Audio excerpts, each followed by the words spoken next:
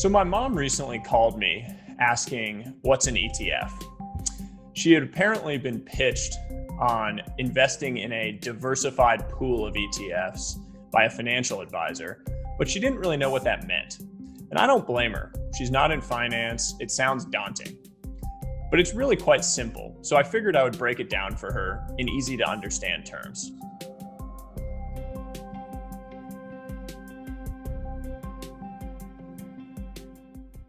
So I've always had this feeling that the world of finance insulated itself from disruption by overcomplicating things, by making the concept seem inaccessible or challenging to understand for an ordinary individual.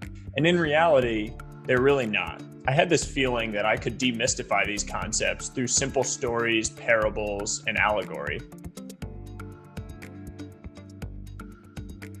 So an ETF, or exchange traded fund, is really quite simple. Think of it as a basket of goods.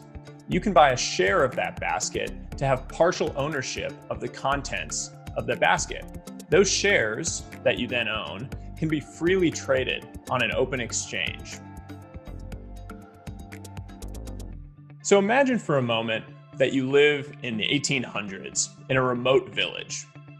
You and your friends would like to have access to the bustling market of the big city, but you don't. You can't go into the city and trade in all the exotic goods that they have in that market.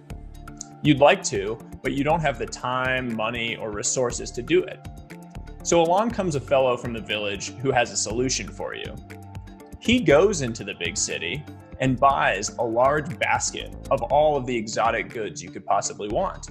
He then comes back to your village and offers you a share of that basket that he's purchased.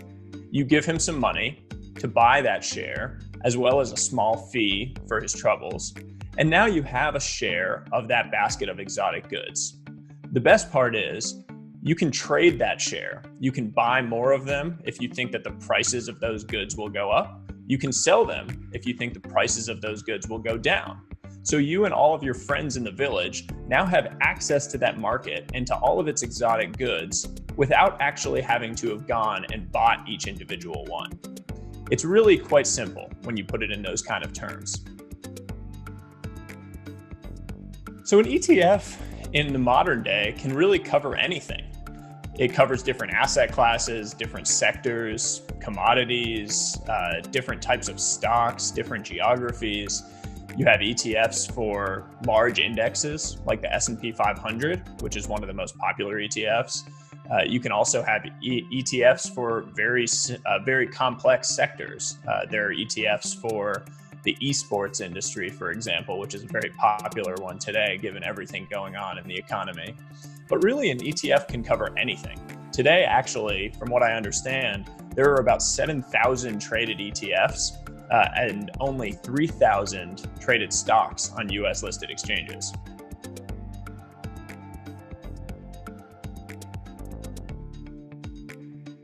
They don't have the same overhead or management expenses as a mutual fund, which is actively managed, and thus have a lower expense ratio, which means a higher net return profile if on the same index.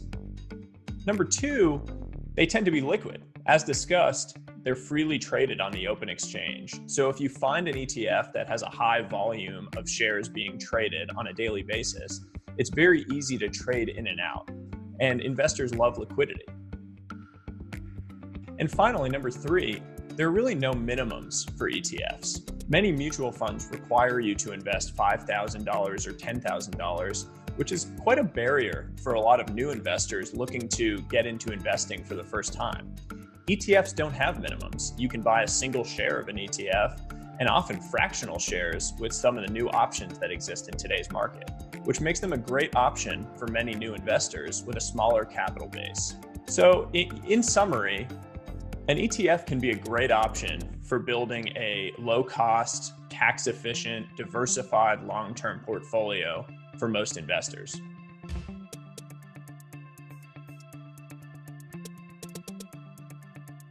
Invest in you. Ready, set, grow. CNBC and Acorns.